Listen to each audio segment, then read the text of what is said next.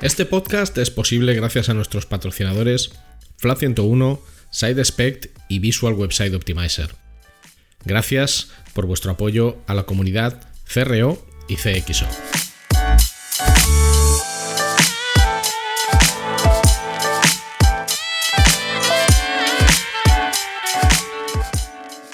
Hola, mi nombre es Ricardo Tallar y estás escuchando CRO Café, el podcast de referencia en CRO, que son las siglas de Conversion Rate Optimization, y también el podcast de referencia en CXO, que son las siglas de Customer Experience Optimization, y en diseño y optimización de productos y servicios digitales. Aquí hablamos sobre nuestro trabajo como profesionales digitales con el objetivo de compartir, entretener y aprender, a veces en solitario y a veces con la mejor compañía de otros profesionales que pasan por este podcast.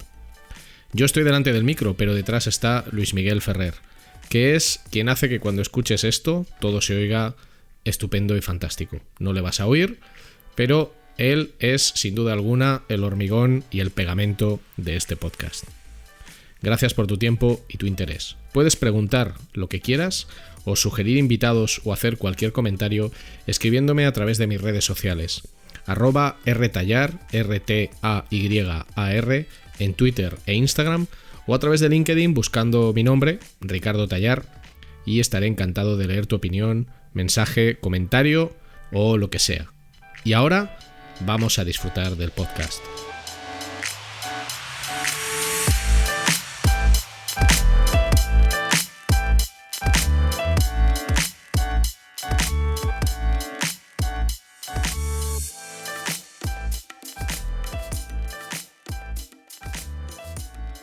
En este episodio de CRO Café en Español tenemos con nosotros a Ana Soplón. Ana es una buena amiga desde hace muchos años y es una enorme profesional que lleva desde el año 2008 en el mundo de la analítica digital. Y además con una experiencia importante en compañías importantes y en iniciativas importantes también, no solo a nivel de organizaciones, sino también a nivel de actitudes y de actividades, ¿no?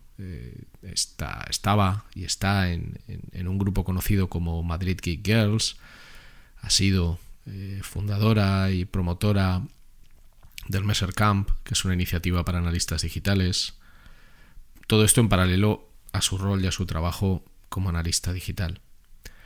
Yo tengo la suerte de conocerla hace muchos años, tenemos una relación personal excelente. Y en este episodio Ana va a hablar de analítica digital accionable, de cómo medimos, para qué medimos y cómo utilizamos esos datos. Y además, hablamos un poco de todo, pero dentro de dos sectores de los que vosotros mismos a nivel personal habéis pedido que hablemos, como son banca y seguros, que son dos sectores en los que ella ha trabajado. Ha estado en Banco Santander, en Sanitas, en Línea Directa y tiene mucha experiencia en este campo. Así que prepárate un buen milkshake, un buen batido, un buen smoothie, como decimos ahora también, un buen batido, yo qué sé, te pones algo de mango, algo de avena, un poco de leche, lo agitas fuerte, puedes echar algo de bourbon si quieres juguetear. Y prepárate para escuchar este episodio. Por supuesto, si cuando acabe te gusta, te pediría que por favor lo compartas en tus redes sociales y nos des unas estrellitas en Spotify, que ahora se puede, si es que estás escuchando esto con Spotify, o en la plataforma de podcasting que estés utilizando. Y si tienes cualquier sugerencia, ya sabes que puedes escribirme un mensaje privado a través de mis redes sociales y yo estaré encantado de tenerla en cuenta. Prepárate tu mejor asiento, tu mejor entorno, tu mejor bebida y vamos a por este episodio.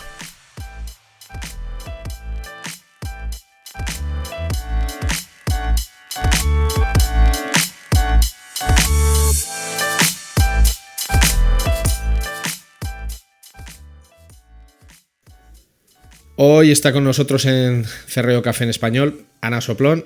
Bienvenida, Ana, ¿cómo estás? Hola, Ricardo, muchas gracias. Pues afortunadamente todo bien. Todo bien, todo fantástico, todo maravilloso, eso es importante. Bueno, comentábamos antes de comenzar la la grabación, que en realidad es curioso, pero en todos los episodios que llevamos del podcast todavía no había habido un episodio íntegramente dedicado a la analítica como este que vamos a hacer hoy contigo. Y claro, teniendo en cuenta que los datos son muy relevantes en cualquier trabajo, en cualquier proyecto de conversión o de mejora del tipo que sea, ¿no? Al final los datos es el primer indicio que tienes de que algo está funcionando pues mejor o peor, etcétera. Vamos a empezar como empezamos siempre. Cuéntanos quién es Ana Soplón, qué has estudiado, cuál ha sido tu carrera profesional y dónde estás actualmente y a qué te dedicas. Perfecto, pues te cuento rápidamente. A nivel formación oficial, si queremos decirlo así, pues lo que estudié fue Ingeniería Técnica Industrial, que obviamente está súper relacionado con la analítica. Y bueno, a este mundillo llegué en el año 2008, cuando trabajaba en el departamento de marketing de Línea Directa. Y aunque allí yo lo que hacía eran tareas pues, de back office, de mantenimiento de la web y similares, surge la necesidad de implementar una herramienta de analítica, que en aquel momento era Site Catalyst. Para los nostálgicos recordarán el nombre, los más modernos ya lo conocen como Adobe Analytics. Y una vez implementada la herramienta, pues hay que empezar a explotarla y me toca, ¿no? Fue una llegada a la analítica pues como por casualidad. El resto de mi carrera la he pasado entre Sanitas, que fue el siguiente trabajo que tuve, siguiendo en el sector seguros, pero en el ramo de salud. Y ahora mismo pues estoy en el departamento de marketing de Banco Santander, llevando todo lo que es la analítica digital, pues de captación y de venta a clientes. Bueno, y además también eres profesora en unos cuantos másters y programas de formación en analítica digital, que esto también te da una visión de cuál es el estado de la analítica, tanto en el interés que hay como en los conocimientos reales que tienen las personas que se quieren dedicar a ello, ¿no? Sí, es un punto que para mí es importante. No sé ni por qué no lo he comentado, porque quizás estaba más centrada en comentar lo que ha sido la trayectoria profesional, llamémosla oficial, ¿no? Pero sí, desde el año 2008, 2009, estoy involucrada en varias escuelas de formación en áreas digitales y dando clase, como comentas, en varios másters. La situación, por hacer así un poco estatus de la analítica a nivel académico, pues yo creo que hay muchísimo interés. Cada vez hay más ganas, más necesidad, o nos hemos dado cuenta finalmente de que los datos son súper importantes a la hora de optimizar cualquier negocio, y el interés yo creo que no disminuye, sino que al revés aumenta. Muchísimas personas quieren formarse en analítica digital, muchísimas personas quieren reconducir sus carreras a temas digitales, y con la aceleración, por llamarlo de alguna forma, que hemos sufrido en el sector digital los últimos 2 años, gracias a nuestro amigo el COVID, pues hemos visto que los negocios digitales están para quedarse, para crecer, para prosperar, y que ahí tenemos un filón de puestos de trabajo y de empleabilidad. ¿Cómo definirías tú la analítica digital y por qué es un elemento imprescindible para la gestión de cualquier tipo de negocio en su capa digital? Pues lo que es la analítica pura estaría centrada en sacarle partido a los datos que recogemos de nuestros activos digitales, ¿no? De las apps, de las webs o de cualquier widget que tengamos que arroje datos. La realidad es bastante más compleja. La analítica digital tiene muchísimas patas. Tiene la pata de implementación, tiene la pata de análisis y reporting, sin ninguna duda, y tiene una pata más sofisticada de lo que son ya usos complejos de esos datos que estamos extrayendo de los activos digitales. Entonces, empezamos con una visión un poco muy simplista, un poco o demasiado simplista, por decirlo de alguna forma, en la que la analítica simplemente es coger los datos y llegar a esos insights y a esa información relevante que nos va a permitir optimizar el negocio, pero cuando profundizamos vemos que hay más, que desde asegurarnos de la correcta recolección del dato, de definir exactamente qué es lo que quiero medir y para qué lo voy a usar, hasta el tratamiento, explotación o incluso la visualización de todos los datos que estamos recolectando, es un ecosistema bastante complejo. O sea, es difícil encontrar una definición de analítica que nos quepa en una frase o dos. Bueno, de hecho yo, cuando alguien me dice que es analista digital o cuando se habla del análisis digital, siempre digo, vale, pero dentro de lo que es el análisis digital, ¿qué haces? Porque, como bien has dicho, hay una parte muy técnica, muy de implementación, mucho más vinculada al desarrollo. Hay una parte de negocio, de entender qué significan los datos dentro del contexto de cada negocio en el que estés midiendo.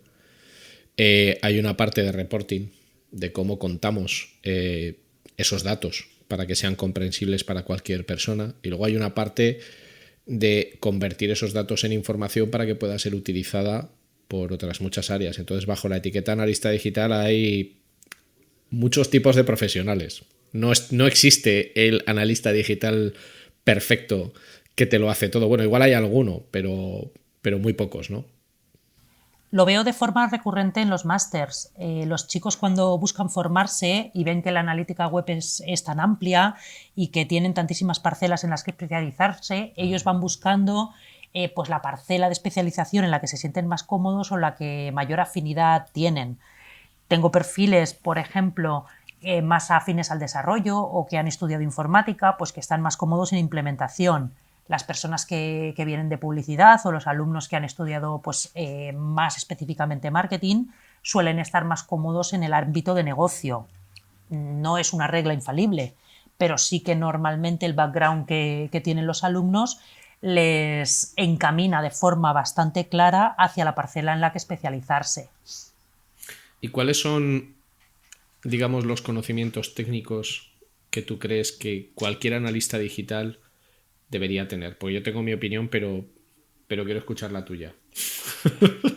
Conocimientos técnicos te diría que no son del todo imprescindibles en función de la parcela en la que te quieras mover. Pero sí es verdad que aunque no seas un analista técnico y no te dediques a la implementación, unas nociones básicas de código, de HTML, un poquito de JavaScript, ya no te digo a nivel programar, sino ver el código y entender qué pone en ese código y qué hace ese código y cómo se va a comportar ese código, esas nociones básicas sí que creo que son necesarias. También a la hora de implementar, pues es muchísimo más fácil implementar y validar o que otro implemente y tú valides qué se está midiendo si entiendes las nociones básicas pues, de lo que está haciendo un tag manager o de lo que está haciendo cierto código que tú tienes en la web. Yo voy en tu línea, por eso lo decía. O sea, yo creo que uno de los grandes problemas que tenemos hoy día en el campo de la analítica digital es que muchas personas que trabajan o quieren trabajar como analistas tienen unos conocimientos técnicos no básicos, que es lo que estamos hablando, sino inexistentes. Y al final tú tienes que comprender cómo funciona la herramienta que estás utilizando. O sea, tienes que saber cómo funciona la comunicación entre la herramienta y el activo que estás midiendo, lo que es un hit, algo de código, cómo funciona un tag manager, etcétera. Porque si no controlas nada, hay un riesgo alto que se da muchas veces, que es que tú coges los datos que te suministra la herramienta como válidos, como ciertos, y resulta que no eres capaz de entender de dónde proceden esos datos o que hay un determinado problema a la hora de efectuar una medición de una determinada forma. Totalmente de acuerdo. Claro, entonces, pero esto pasa mucho, o sea, esto es muy habitual, o sea, no, es que la herramienta analítica me dice esto, vale, muy bien, pero tú sabes cómo funciona esa herramienta, qué datos está recogiendo y si los está recogiendo correctamente. Que aunque no seas la persona que lo tiene que programar o implementar, por lo menos tengas la capacidad de entender cómo funciona para decir, hey, que esto no funciona bien. Yo siempre hago un poco la analogía con el coche, ¿no? O sea, todos sabemos conducir, casi nadie sabe arreglar su propio coche, pero si eres un buen conductor, aunque no sepas nada de mecánica a nivel profesional, sabes, uy, cuidado, que esto no está funcionando bien por estas razones. Que me lo mira el mecánico, pues es un poco lo mismo, ¿no? Sí, si me dejas añadir algo adicional a tu reflexión. Añade lo que quieras, feel free. Te diría que algo tan básico como entender lo que es Angular, lo que es HTML5, lo que es un SDK, o sea, conceptos básicos de lo que tiene el desarrollo o la implementación de código tanto en web como en app, se tienen que conocer. Eso es. O sea, ni siquiera ya irnos a cosas sofisticadas como el Tag Manager, sino yo hablo de ir incluso un poquito antes y entender qué diferencia hay entre un código HTML y un código de app, entender qué es una tecnología que funciona en asíncrono o en síncrono, O sea, tenemos una serie de mínimos de entender el ecosistema digital antes de poder plantearnos la cuestión de medirlos. Eso es. Es que sí, hablamos de lo mismo. ¿Y habilidades no técnicas? ¿Qué crees que debe saber hacer cualquier analista, se dedique a lo que se dedique, de esto que ahora llaman las soft skills, habilidades blandas o como usted quiera? Yo creo que una de las principales habilidades que debería tener todo el mundo, no solo los analistas, es la comunicación. Uy, pero es que eso es muy fácil de decir y es muy difícil de hacer, ¿eh?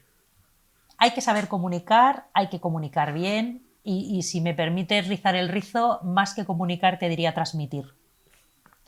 Transmitir el conocimiento, transmitir la información, transmitir las dudas, o sea, lograr esa especie de conexión con el interlocutor, que casi ya no es comunicar, sino transmitir. Luego, pues empatía, pues lógicamente, pero para todo en la vida, no solo para trabajar como analista. Hay que ponerse en los pies de tu interlocutor, hay que ser consciente de si te está entendiendo o no te está entendiendo lo que le estás contando, porque un error que yo he visto bastantes veces en digital, primero, que muchas veces creemos que el área digital es el ombligo del mundo y en la mayoría de las empresas no lo es. Otra parte importante es que creemos que los conocimientos que nosotros tenemos los tiene que tener todo el mundo y que lo que sabemos de digital lo sabe todo el mundo, y tampoco es así. O sea, no es así tan fácil ni tan evidente que todo el conocimiento que tenemos del entorno digital el resto de usuarios lo tengan, y para ello te digo que se necesita muchísima empatía. Así es. Pero bueno, al final muchas veces la diferencia entre un profesional como la copa de un pino y uno así ramplón está en ese tipo de habilidades que no son tan comunes. O sea, al final esto es lo de siempre, ¿no? Tú has trabajado sobre todo en banca y en seguros, que son dos modelos de negocio que, aunque no es que estén relacionados, en algunos casos conviven mucho. O sea, la banca te solicita seguros para determinado tipo de productos financieros, y suele haber mucho cruce entre bancos y aseguradoras a muchos niveles, muchas sinergias y muchas colaboraciones de todo tipo. Centrándonos en estos dos sectores que al final son venta de servicios, y además de servicios, digamos, antipáticos. O sea, tú si contratas un seguro es porque en cierta forma estás obligado a ello, porque no puedes circular con el coche si no tienes un seguro, o porque no puedes pedir una hipoteca si no tienes un seguro de vida. Y lo mismo cuando contratas un servicio bancario, un producto de un servicio bancario. No creo que nadie vaya al banco muerto de risa en plan, ¿qué ganas tengo de ir a pedir un crédito o ir a pedir una hipoteca? En estos dos sectores, o si hay alguna diferencia nos lo dices, ¿cuál es la importancia de la correcta medición en la capa digital y qué uso se da a los datos en estos modelos de negocio? Ya sé que son dos preguntas que pueden dar para mucho, pero vamos a intentar sintetizarlo. Son dos preguntas muy extensas. Podríamos estar todo el día debatiendo de cómo usar los datos en estos sectores. Pues oye, lo hacemos así, partimos el episodio en un montón de trozos pequeños y así ya podemos hacer una serie de episodios. Una serie, o ya las personas que nos escuchan, si se quedan con ganas de más, pues que nos digan, oye, que vuelva Ana y que entre más en profundidad en este tema. Bueno, pues por ordenar un poco la información, estoy de acuerdo contigo que así a priori pues banca y seguros suenan sectores súper apasionantes en los que la diversión está garantizada, pero en la parte de seguros tenemos que distinguir el ramo. O sea, no vamos a trabajar igual en seguros de auto o de salud o de vida o de decesos. O sea, no vamos a trabajar igual en función del ramo. O sea, poner en un mismo saco seguros, pues obviamente es el mismo sector, pero el ramo va a influir muchísimo. Hay algunos ramos, como puede ser pues coches y motos, que tienen una rotación brutal, donde los esfuerzos de captación son salvajes, donde compañías que se dedican a captar tienen que trabajar también en retener, porque cuando nos renueva la póliza cada año nos dedicamos a buscar el mejor precio. Hemos aprendido, ¿no?, a comparar, a buscar mejor precio, a ir cambiándonos de compañía.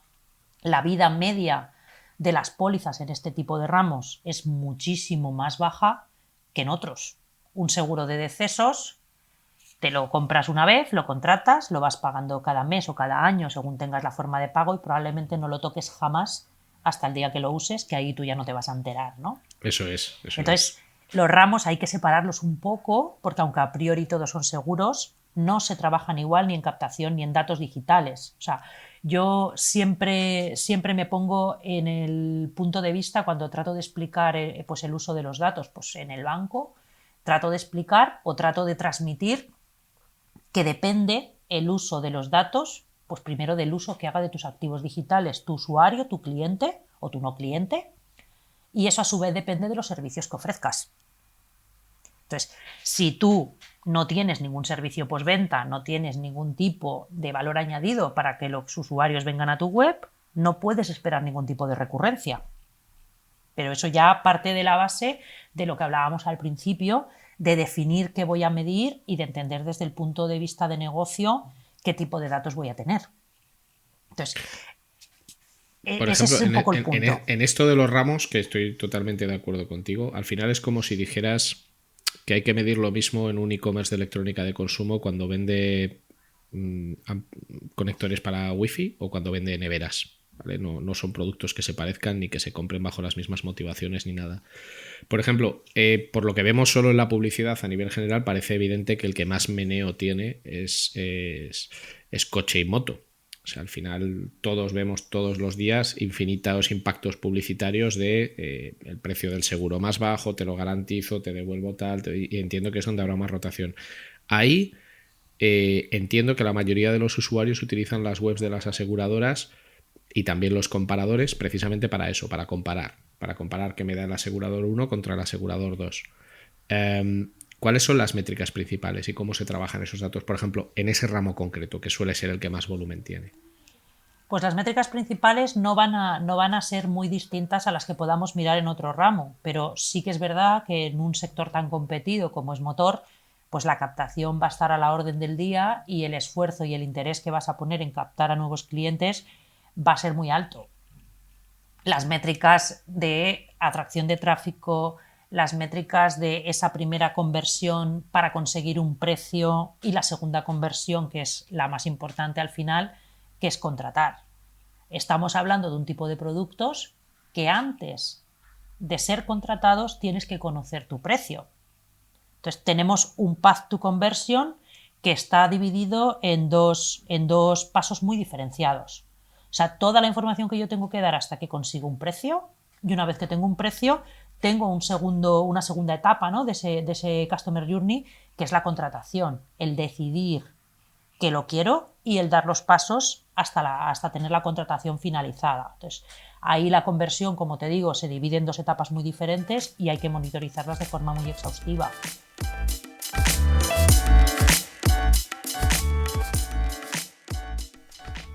No te vayas, que solo es un anuncio y es muy corto.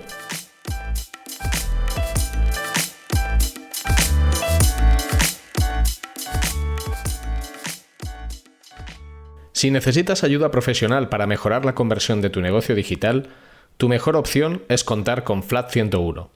En Flat 101 somos especialistas en el diseño, desarrollo y optimización de servicios y productos digitales y podemos darte soporte en todas las áreas técnicas que intervienen en la conversión. Más de 15 años de experiencia profesional en más de 500 proyectos de conversión para multinacionales y startups a tu servicio, con el mejor equipo de profesionales CRO que vas a encontrar. El resultado nos importa y el cómo conseguirlo también. En Flat 101 estamos listos para ayudarte.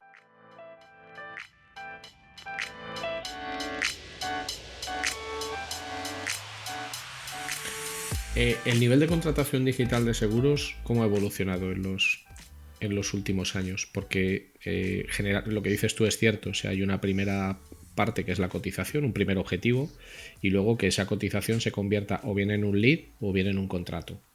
El lead generalmente suele ser tratado por operadores telefónicos. Ya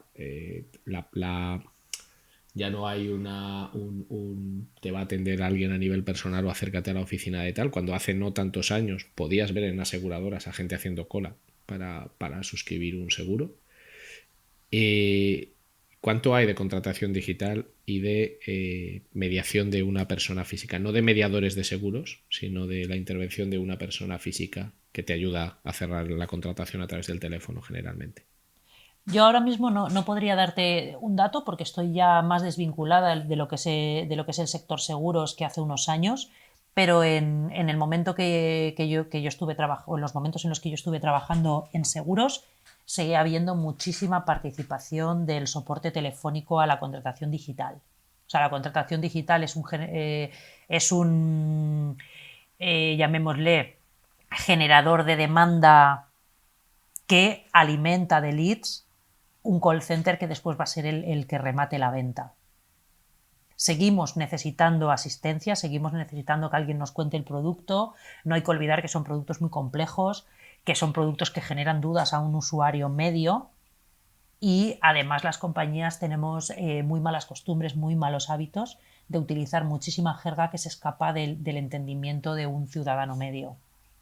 Entonces, yo creo que el soporte telefónico, aunque ya te digo que mi feeling no está actualizado en seguros específicamente, porque ahora pues los veo de forma tangencial, ¿no? Los seguros simplemente pues los que comercializa el banco a través de otras aseguradoras con diversas joint venture, pero hace 4 o 5 años seguíamos tirando muchísimo de ese soporte telefónico a la hora de terminar este tipo de contrataciones, y en banca es exactamente lo mismo.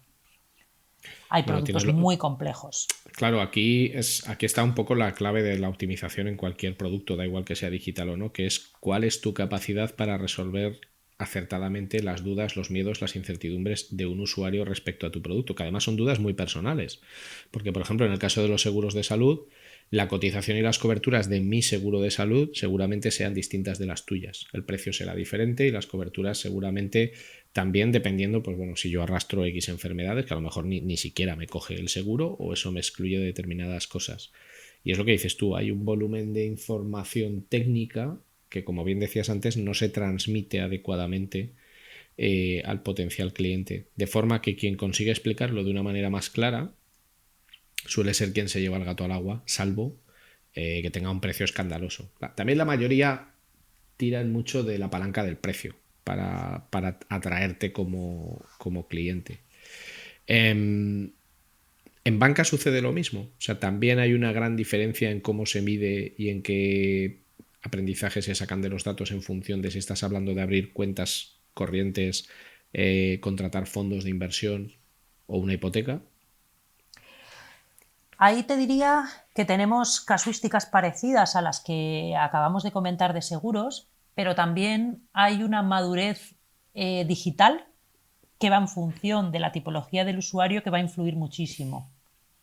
O sea, somos capaces de organizar, ¿no? de separar a los clientes en función de cómo de atrevidos son a la hora de enfrentarse al autoservicio, a la gestión digital. Desde un cliente que solamente entra a la web del banco a ver su cuenta y no hace nada más, que sería pues un cliente, llamémosle consultivo, no transaccional, a un cliente que hace operaciones sencillas como puede ser una transferencia o un Bizum, a clientes que son capaces de contratar en autoservicio un fondo de inversión, operar en bolsa o incluso un préstamo personal. O sea, ahí, además de cómo el banco dé respuesta a esos miedos, hay un componente muy importante que es la madurez digital del cliente. Y además, permíteme que añada con lo que estás diciendo tú, entiendo que hay como dos grandes vías de medición. La medición pública, es decir, todos aquellos que llegan a la web del banco que no son clientes, y la medición del área privada, de aquellos que sí son clientes y de los que me interesa saber qué hacen o cómo trabajan o qué operan. ¿Es así? Es así, pero no debería. Al final... A ver, ¿por qué no debería? Porque es verdad que tenemos dos grandes entornos, tenemos los sites públicos, los sites de contenido, o sea, todos esos activos digitales que no requieren de login a la hora de consumir la información o el contenido que hay, y luego tenemos las áreas privadas que evidentemente tienen información diferente, tienen la información de las cuentas y de las posiciones de los clientes. Históricamente hemos tenido, llamémosle, ganas, o hemos tenido la sensación de que lo deberíamos medir separado para poder profundizar más en la información? Sí. ¿Es la forma correcta? En mi opinión, no. Al final... Claro, pero es verdad que es el estándar. O sea, el estándar es ese. Pero ¿cuál sería para ti la forma correcta? Que esto me interesa mucho. Históricamente es posible que se haya medido siempre separado, pero de nociones que yo tengo, pues de conocer personas que han trabajado en otras entidades financieras o que están trabajando ahora en otras entidades financieras, todos estamos tratando de agrupar la medición. Al final estamos hablando de negocios que tienen muchísimos activos digitales, de sites de contenidos, web, app. Estamos creando silos dentro de los datos, que es lo que deberíamos de romper. ¿Cuál es la forma correcta? La forma correcta es tratar de aglutinar todo lo que puedas en el mismo sitio. Una palabra que yo creo que es muy, muy importante, fundamental en un modelo de negocio como es banca, es la trazabilidad. O sea, si yo he generado un lead en la web, en la app, en la parte pública, en la parte privada, al cliente le da igual si tiene un formulario en la web pública que disponga de un usuario y un password para logarse. Dejará el formulario donde le convenga. Y nosotros tenemos que entender que identificar a ese cliente, que ya es cliente, que sé quién es y que le puedo facilitar la vida, aunque me rellene un formulario en la parte pública, va a ser mejorar esa experiencia de cliente. Entonces, los hilos, tener la parte pública de un lado, la privada en el otro, la app en otro, lo que va a hacer va a ser perjudicar la trazabilidad y ponernos trabas a la hora de entender y optimizar ese journey completo del cliente. Claro, esto es como si en el sistema clásico, por decirlo de una manera, tú pretendieras que el cliente siempre se identificara bajo unos parámetros que defines tú para tenerlo perfectamente localizado. Pero eso es contrario al comportamiento real que tenemos cualquier persona. O sea, esto es como cuando yo me bajo al supermercado y no llevo la tarjeta de cliente. No dejo de ir al supermercado por no llevar la tarjeta de cliente. Simplemente voy, compro y pago, pero para el supermercado no soy un cliente porque no pasa mi tarjeta porque no la llevo encima. Este tema es muy interesante. ¿Es la trazabilidad, además vinculado a cómo están evolucionando las herramientas de analítica digital, es la trazabilidad el reto más grande que tenemos ahora? Es decir, que las herramientas evolucionen hacia un hub de datos en los que podemos consultar de manera integrada cuáles son esas rutas que genera cualquier usuario independientemente de que esté correctamente identificado o no en función de lo que ese usuario hace. O sea, ese es el gran reto que tenemos. Es uno de los retos y aunque esté feo dar publicidad a una herramienta en concreto, Google lo ha entendido. Con GA4. Con Analytics 4, efectivamente, Google ha entendido cómo necesitamos tener todos los datos en un mismo sitio. Claro, y cómo tenemos que trazar al usuario en el mismo sitio independientemente del activo digital en el que esté. Lo que pasa es que aquí la complejidad técnica es grande. De implementar esto correctamente es grande. Es verdad que Google Analytics 4, yo he podido juguetear mucho con él en los últimos meses. Es curioso ya cómo llama a las cosas, ¿no? Ya no hay vistas de datos, que al final eran silos aislados, eran burbujas de datos de un determinado activo con unos determinados filtros. Ahora son data streams, ahora son flujos de datos, donde tú puedes conectar múltiples fuentes de datos para tener una visión lo más general posible. Lo que pasa que ese es un reto que requiere mucho orden mental, o sea, requiere saber muy bien qué es lo que quieres medir y cómo quieres medirlo, y requiere un conocimiento técnico amplio para implementar esto correctamente. No sé si tú lo ves igual. Sí, el desafío es importante. No he querido simplificarlo ni hacerlo más liviano de lo que va a ser con mi comentario. Yo hablo a nivel conceptual porque las incursiones que he hecho hasta ahora en Analytics 4 son pequeñas. Solamente tengo desplegado Analytics 4 en un activo digital satélite, o sea, una web entera. Sí, la tengo probar, con Analytics 4, pero exactamente para training. Y luego hemos empezado ya la migración real a Analytics 4 y hemos empezado con un data stream, ya que tú has dado el nombre, de la web pública. La idea es ir pegando el resto de data streams de web privada, de la app, etcétera, de forma paulatina, porque es un despliegue que no puedes hacer de una vez porque te mueres. Hay que aprender, hay que validar y obviamente elegimos el trozo de la web pues que más trillado tenemos o que más sencillo nos parece. A mí me gusta, ¿eh? Lo que pasa que yo creo que... A ver, hay varios temas con Analytics 4. El primero es que si nunca has hecho nada de analítica digital, es buena idea empezar con Analytics 4, porque tu concepto de la analítica ya, digamos, se moldea en torno a una herramienta que tiene un paradigma diferente a las versiones anteriores, que se parece más a Firebase. Bueno, de hecho es Firebase, sí. es Firebase. Sin embargo, si tú eres alguien, y esto lo sufren mucho los analistas digitales, que para mí no son, sí son digitales, pero no son analistas, que son operadores de herramienta. O sea, la gente que está habituada a utilizar Universal Analytics como herramienta, es decir, consulta los informes de Universal Analytics, saca sus conclusiones mirando Google Analytics Universal, pasa a Analytics 4 y el sufrimiento es máximo. Yo creo que ahí hay dos puntos importantes en lo que has dicho. El que solo ejecuta informes no es analista, eso lo tenemos claro, yo creo. Y luego, la forma en la que tienes amueblada la cabeza, si has usado Universal, requiere matización. Si has usado Universal a nivel básico, no entiendes cómo cruzan las variables ni las métricas y no entiendes nada, con lo cual cambiar de mindset y irte a una herramienta en la que no tienes nada cruzado por defecto, sino que tienes que montar tú la película, va a ser francamente muy difícil. En mi caso, yo empecé con Site Catalyst, que lo he comentado al principio, que era Adobe Analytics, que es una herramienta que requiere de muchísima customización antes de poderle sacar partido. No más customización que Google. Si tú quieres un Google Analytics bien implementado, tienes que trabajar tanto o más que con Adobe. O sea, es mentira que Google es más fácil de implementar. Yo he estado trabajando con Google Analytics los últimos 5 años, implementando Enhanced E-Commerce, utilizando Internal Promotions, o sea, lo que serían funcionalidades avanzadas de Google Analytics, y es igual de difícil, de complejo y de tortuoso que Adobe. O sea, lo que es fácil o lo que era fácil en su día era cuando metías un trocito de código en la cabecera y Analytics empezaba a escupir datos. Eso sí era fácil, pero implementar Exacto. Analytics con 250 dimensiones personalizadas, con eventos bien jerarquizados y con Enhanced E-Commerce no es fácil. Entonces, el cambio de paradigma en Analytics 4, empezar ahora directamente sobre Analytics 4, personalmente no lo veo viable. Por dos razones. La herramienta sigue en desarrollo, o sea, la sacaron de beta.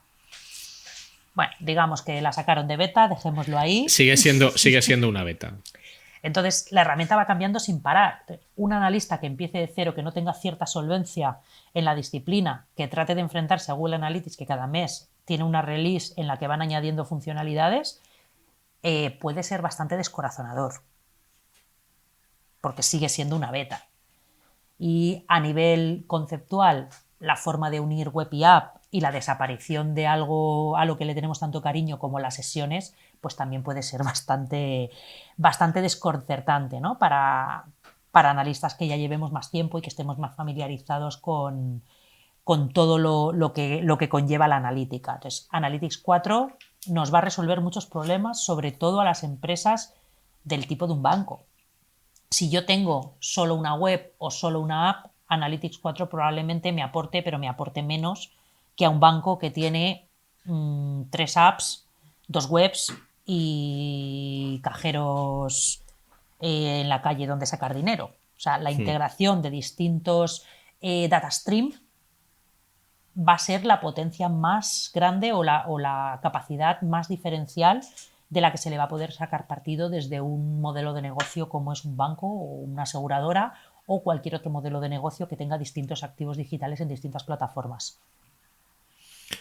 Es que en realidad es un cambio de paradigma en la medición. O sea, además yo recuerdo que en la historia de Google Analytics, yo empecé cuando se llamaba Urchin Analytics, cuando era Urchin antes de que Google comprara. Ha habido varios cambios en la forma de medir, pero este sin duda es el más relevante. Y desde luego requiere que tengas mucha claridad en qué es lo que quieres medir y para qué. Entonces, esto es algo que con las versiones anteriores de Analytics se cuestionaba menos, porque la simple inserción de un JavaScript te daba un montón de informes precocinados que te daban mucha información de todos los tipos para cualquier modelo de negocio. Entonces no había que pensar tanto, por decirlo de una manera. Ahora es al revés. Ahora los informes por defecto que tienes son poquísimos. Además, sin sesiones, todo centrado en Git, etcétera. Pero, por ejemplo, el cocinado es mucho más completo. O sea, o sea, tú puedes... Lo que pasa es que tienes que conocer bien todas las variables y todos los eventos que existen en GA4. Pero conociéndolos bien, por ejemplo, puedes crear informes mucho mejores que los que podías crear con Universal. Pero una vez más, el problema está en que tú tienes que tener muy claro qué es lo que quieres medir y para qué. Porque si no, toda esa potencia como herramienta no te sirve absolutamente para nada, porque no sabes ni por dónde empezar. Claro, sin ninguna duda. Es tal y como lo acabas de comentar. Es una herramienta muchísimo más potente, o lo será cuando acaben de revisarla y se estabilice, ¿no? Y cuando acaben de implementar todos los cambios que todavía están por venir. Pero sí que el conocimiento base a la hora de enfrentarse a Analytics 4 va a tener que ser más robusto que los ejecuta informes de Universal que tenemos hoy en día. Va a ser un cambio, o es un cambio total. Yo, como te digo, creo que tenemos que empezar a jugar con Analytics 4, tenemos que llevar la medición en paralelo, que realmente es lo que está recomendando Google. Google no está recomendando migrar a salto de mata. Lo que está diciendo Google es: empieza a medir en paralelo, empieza a adaptar tu medición a Analytics 4. Entonces, ese es el punto. Y yo creo que esa es la clave, entender. Meterte del tirón, como comentabas tú, al modelo Analytics 4, pues no sé si es lo adecuado, porque no creo que Analytics 4 sea una realidad y que se pueda matar Universal a corto plazo, la verdad. No, a corto plazo seguro que no. Lo que pasa es que si empiezas de cero y te acostumbras más a GA4 que a Universal, seguramente para el futuro te vaya mejor, porque lo otro es un dolor. Sí, además estás aprendiendo ya de una herramienta que va a morir, pero la realidad es que tampoco tienes tantas empresas que tengan implementado Analytics 4 para que tú para que sea un valor diferencial, ¿no? Que tú seas experto en Analytics 4. Yo creo que nadie somos expertos a día de hoy en Analytics 4. No, para nada. Somos todos principiantes. Bueno, para empezar, hay funcionalidades que no tienes en GA4, sobre todo muchas vinculadas, por ejemplo, a e-commerce, todavía no están disponibles. Entonces, sí, e-commerce está muy verde. Está tremendamente verde. Entonces, yo, por ejemplo, hace poco tuve que preparar una formación sobre GA4 y la hice sobre GA4 y Universal, porque era para gente que empezaba. Entonces decía, es que si tú quieres tener un acceso rápido a informes y entender cosas, no te metas en GA4, porque te va a doler mucho la cabeza. Porque construir un informe de cero es complicado. O sea, sí. tienes que entender todo el listado, lo que decía antes, ¿no? Tienes que entender absolutamente todo el listado de eventos, y eso no es fácil. Si no estás habituado a los eventos previamente, es muy difícil entender, pues por ejemplo, el Start Session, o localizar el evento que ahora sustituye a la página de destino. O sea, la página de destino ya no existe como tal en GA4, entonces la manera de generar un informe de páginas de destino es que la dimensión principal de ese informe orbite en torno al evento que identifica que esa es la página de destino. Pero claro, tienes que saber qué es una página de destino, qué es un evento y cómo se llama ese evento para poder localizarlo. Es un mundo muy divertido. Es un mundo entretenido, pero yo aquí, por recapitular un poco, me quedaría con las ventajas que vamos a tener con Analytics 4, aunque sí que es verdad que no es para pasado mañana y que va a ser duro y que va a ser un trabajo arduo tenerlo bien implementado. Pero a nivel de trazabilidad va a ser un auténtico cañón el poder tener la información de todos los activos digitales en el mismo sitio.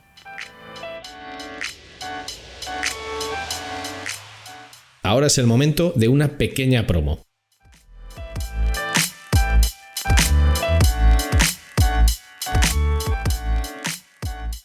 SideSpect te ofrece una solución única a nivel mundial en el campo del testing A/B, la personalización y la recomendación para tus usuarios.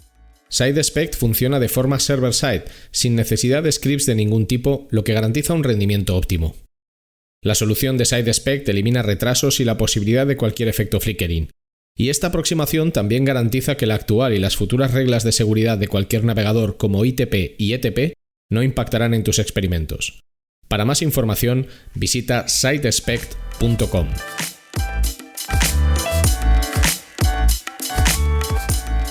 Ahora que hablamos de esto, me gustaría sacar un tema por alguna conversación que hemos tenido tú y yo en el pasado, que creo que es interesante. ¿Cómo crees que ha evolucionado el uso de los datos en los últimos años dentro del marketing? Tú misma nos has comentado que empezaste en 2008, o ya son 14 años de trayectoria. En cualquier carrera profesional, 14 años de trayectoria son muchos años, pero es que en el mundo digital esto es como la edad de los perros, ¿no? En el mundo digital llevar 14 años haciendo algo debería multiplicarse por 2 o por 3 en cualquier otro tipo de cosa profesional estándar. ¿Cómo has visto tú la evolución del uso de los datos dentro del mundo del marketing digital? Pues quizás sea el punto o la parcela donde más partido se le sacan a los datos. O sea, desde hace ya muchos años, todo lo que es inversión y llamémosle éxito de las acciones derivadas de esa inversión, en Internet se han podido medir. En el entorno digital se ha podido medir.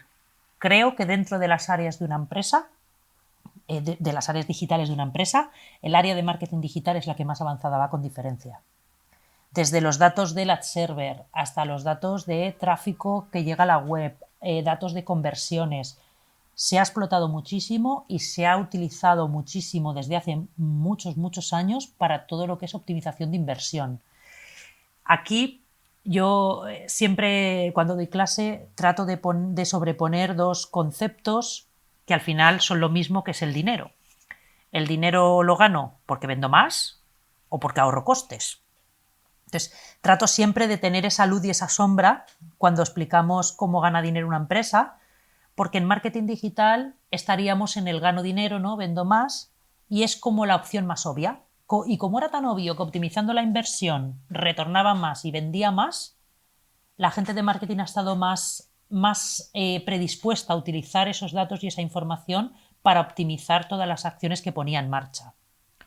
No es tan obvio que si yo consigo que un cliente se autogestione en Internet, no vaya a la oficina o no me llame o no le tenga que enviar documentación a casa, o si firma digitalmente me ahorro enviar papel. O sea, ese ahorro no es tan obvio porque no pasa por mi TPV, ¿no? No pasa por mi caja un ingreso directo.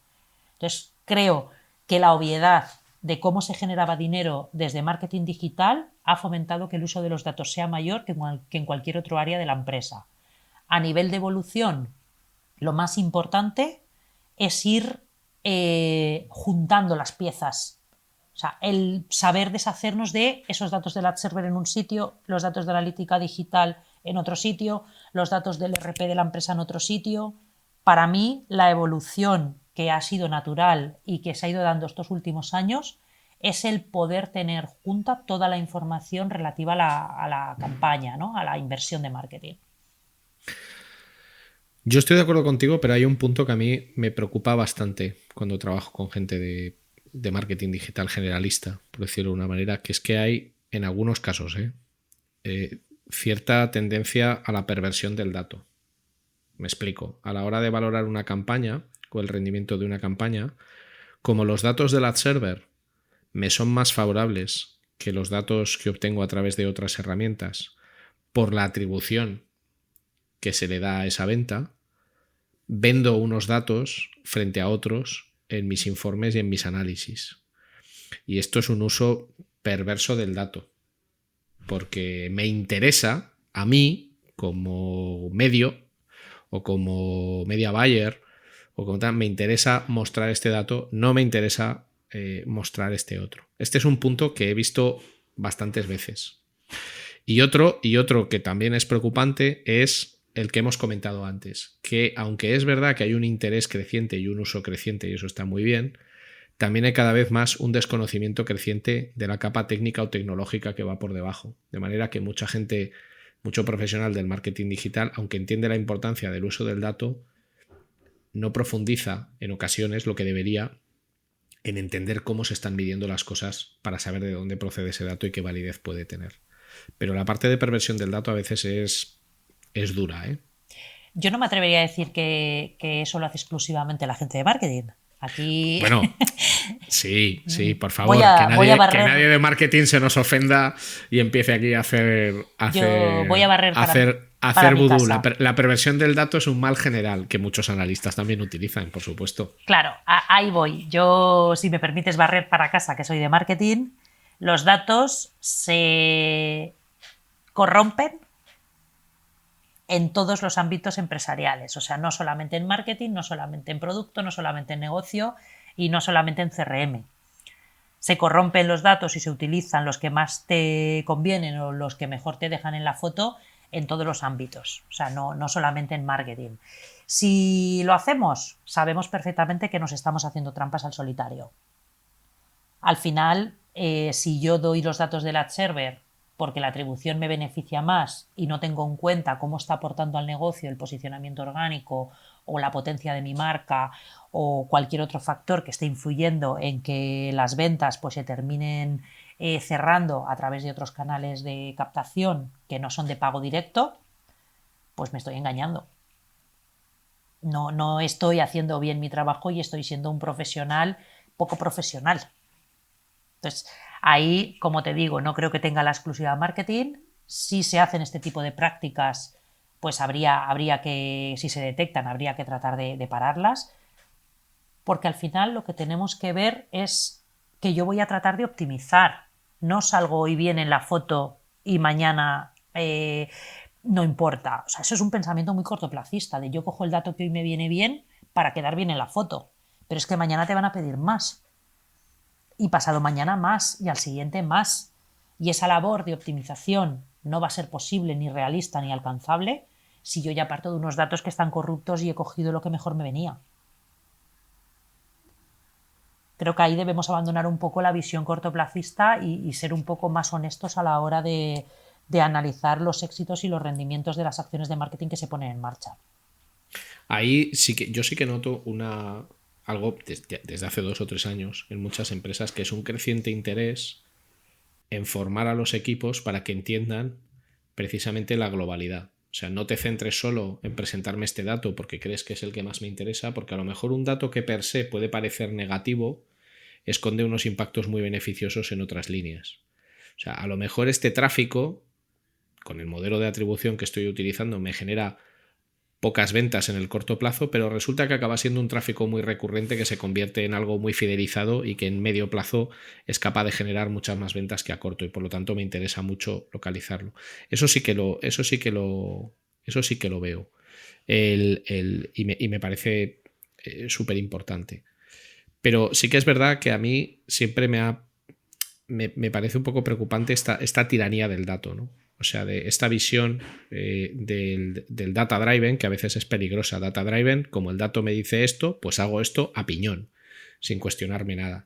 Entonces, quizás todos debamos de ser conscientes de que un dato no deja de ser un elemento de información que hay que interpretar en un contexto y que no necesariamente es blanco o negro lo que dice eso. Pero como todo es una evolución, lo interesante es que quien está en un punto de data driven pase dentro de poco a estar en un data inform, ¿no? O sea, vale, el dato me dice esto está muy bien, pero vamos a ver otras cosas, a ver si me lo reconfirman o a ver si tiene sentido este dato para esta acción. Y ahí sí que veo una progresión interesante. Sí que veo una progresión interesante más hacia esa mentalidad de utilicemos los datos, pero utilicémoslos.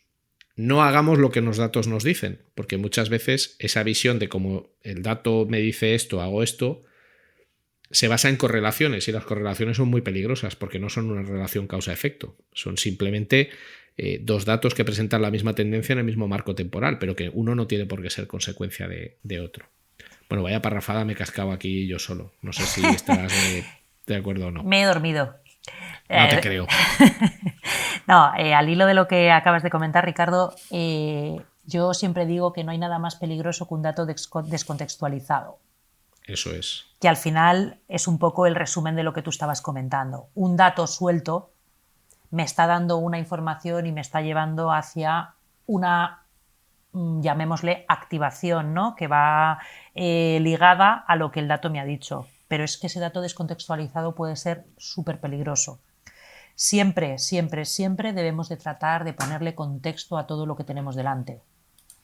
le tenemos que poner contexto al volumen de tráfico, a los ratios de conversión, a los porcentajes de rebote. Tenemos que ser capaces de encontrar ese momento de mercado, esas causas que pueden estar afectando en esas métricas. O sea, al final, causa-efecto es verdad que a veces la hay y que otras veces no la hay. Entonces, tener el contexto completo y no mirar un dato aislado es lo que hace que empecemos a mejorar y que empecemos a evolucionar en la manera de explotar y de aprovechar la información que podemos obtener de los datos. Yo podría, esto lo hablábamos ayer preparando este podcast, con estos temas que hay encima de la mesa nos podríamos tirar hablando horas y horas, pero bueno, llevamos ya un tiempo importante, entonces me gustaría ir cerrando. Voy a hacer un rebobinar y voy a volver un poco al principio. Te voy a hacer un par de preguntas más y cerramos. En banca, por volver a lo que comentábamos al principio, en banca, ¿cuáles son los principales datos, métricas o KPIs con los que se trabaja y para qué?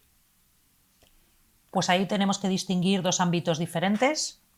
Un ámbito es de captación, como te decía, de atracción a nuevos clientes, que es un mercado que está ahí y que, tal y como está ahora mismo la situación financiera, por decirlo de alguna forma, mundial, pues la competencia es brutal, los tipos de interés en negativo, bueno, todos más o menos sabemos cómo está la situación ahora mismo. Tenemos que captar, tenemos que traer a nuevos clientes y tenemos poco que ofrecer porque los tipos están en negativo y no hay rentabilidad apenas, ¿no? en este tipo de negocio. Y tenemos otra parte muy importante, que es la parte de ya clientes que debemos fidelizar y que debemos acompañar en esa digitalización y en esa sofisticación de la autogestión. Entonces, dos ámbitos diferentes que, aunque como ya he dicho los vamos a medir dentro de ese único bolso de información, ¿no? Lo vamos a tener todo junto, pero son dos ámbitos que son diferentes. En captación, pues te puedes imaginar contrataciones directas, o sea, tráfico obviamente, contrataciones directas, contrataciones asistidas, leads comerciales, luego importantísimo trazar qué sucede con esos leads comerciales luego cuando se hace el nurturing, sea por email o sea en call center. O sea, las métricas son las de cualquier negocio que venda servicios o que capture leads a través de Internet. En la parte de clientes las métricas, obviamente algunas cambian, pero se siguen pareciendo bastante. Las que cambiarían serían pues frecuencia de login, de acceso a los activos digitales logados, el nivel de transaccionalidad, que también lo he comentado al principio, de si un cliente es solo consultivo, si hace operaciones sencillas, si hace operaciones complejas. O sea, ese nivel de digitalización o de atrevimiento digital a la hora de vender productos y servicios. No nos engañemos, los bancos lo que hacemos es vender productos y servicios a nuestros ya clientes. Tenemos un portfolio de clientes que tenemos que aprovechar, que vienen a vernos para ofrecerles productos y servicios que les puedan interesar o que puedan necesitar. Entonces, ahí vamos a tener métricas súper importantes pues de operativa, por decirlo de alguna forma, de quién se autogestiona y luego también de venta, lo mismo que teníamos en la captación para no clientes. Bueno, pues con esto creo que queda perfectamente respondido, así que me voy a permitir el lujo de hacerte una pregunta estúpida, que es, ¿tú cómo dices? ¿La data o los datos? La data no.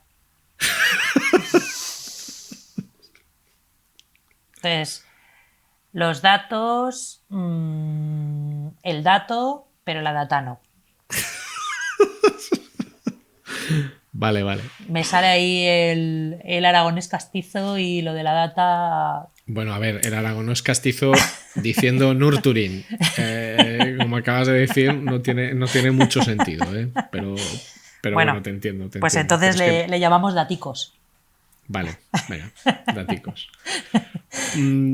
Vamos a terminar, entonces siempre terminamos de la misma forma, que es pidiendo a la persona invitada que comparta con nosotros una experiencia vital que considere que es importante vivir porque te ayuda, te aporta, te enseña muchas cosas, sea del tipo que sea. Aquí ha habido gente que nos ha contado todo tipo de historias, sea auténticas desgracias personales y otras cosas mucho más triviales. Y luego pidiéndote que nos des una breve lista de recursos que son útiles para tu trabajo, o sea, blogs, podcasts, libros, lo que tú consideres. Así que, experiencia personal que le recomiendas a todo el mundo vivir por lo que te ha enseñado o te ha aportado.